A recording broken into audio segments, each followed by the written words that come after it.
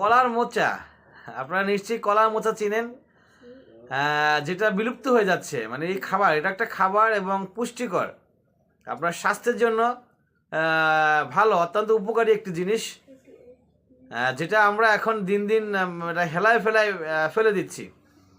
আমরা ছোটোবেলায় খেতাম এটাকে, কলার মোচাটাকে ভর্তা করে এটার ভিতরে তেঁতুল দিয়ে, তারপর হচ্ছে আপনার এক ধরনের ফুল আছে মান্দার গাছ বলে আমাদের দেশে, এই মান্দার গাছের ফুল দিয়ে লবণ দিয়ে ধনিয়া পাতা দিয়ে ইচ্ছা মতো ছেঁচে মজা করে খেতাম। কিন্তু এখন সেটা ব্যানিশ হয়ে যাচ্ছে। আপনি কলা মোচা কেন খাবেন? রক্তের ঘাটতি। আপনাদের যাদের রক্তের ঘাটতি আছে, রক্ত শূন্যতা আছে, তাদের জন্য কলার মোচার কোনো বিকল্প নাই। আপনারা সপ্তাহে 2 দিন যদি কলার মোচা খেতে পারেন, আপনার রক্তের যে ঘাটতি আছে সেটা চলে যাবে।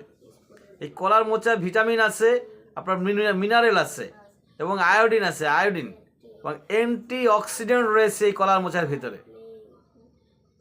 অতএব এটাকে অবশ্যই আমাদের খাদ্য তালিকায় যুক্ত করা উচিত।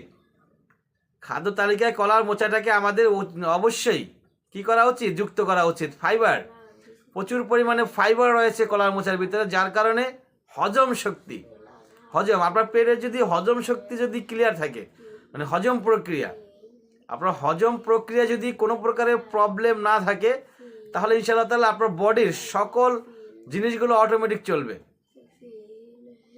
মানুষের 2টি কাজ যদি স্ট্রংলি হয়, তাহলে তার জীবন থেকে রোগ বালাই, প্রবলেম, হতাশা, টেনশন দূর, অনেক কিছু দূর হয়ে যায়। তার ভিতরে একটা হচ্ছে হজম। আপনার পেটের যদি হজম শক্তি বৃদ্ধি ভালো থাকে, হজম ভালো আছে, আপনি যেটাই খান সেটাই হজম হয়ে যায়, পেটে কোনো প্রবলেম হয় না, তাহলে দেখবেন আপনার স্বাস্থ্যের 90% ডেভেলপ হয়ে গেছে। আর দ্বিতীয় নাম্বার হচ্ছে ঘুম। আপনি যদি পারফেক্ট ঘুমাতে পারেন, পারফেক্ট বলতে আমি 10, 15, 20 ঘন্টা ঘুমের কথা বলতেছি না, আপনি 6 ঘন্টা ঘুমান, 5 ঘন্টা ঘুমান যথেষ্ট, কিন্তু ওই 5 ঘন্টা ঘুমটা 5 ঘন্টাই হতে হবে, তাহলে আপনার শরীর ভালো থাকবে, স্বাস্থ্য ভালো থাকবে, কাজকর্মে মনোযোগ আসবে।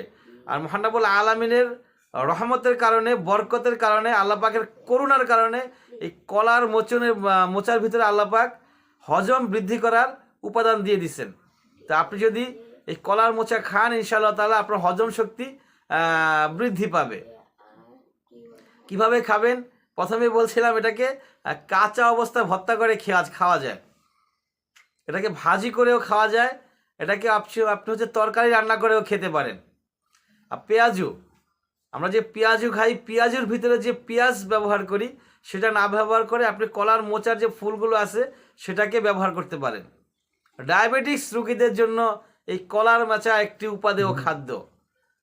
যাদের ডায়াবেটিস আছে, ডায়াবেটিসের জন্য আমরা বিভিন্ন মেডিসিন ইউজ করি, বিভিন্ন ধরনের প্রতিদিন হাঁটতে হাঁটতে ইনসুলিন দিতে দিতে জীবন শেষ। আপনার খাদ্য তালিকায় যদি কলার মোচা থাকে, তাহলে দেখবেন ডায়াবেটিস অতি দ্রুত নিয়ন্ত্রণে চলে আসছে।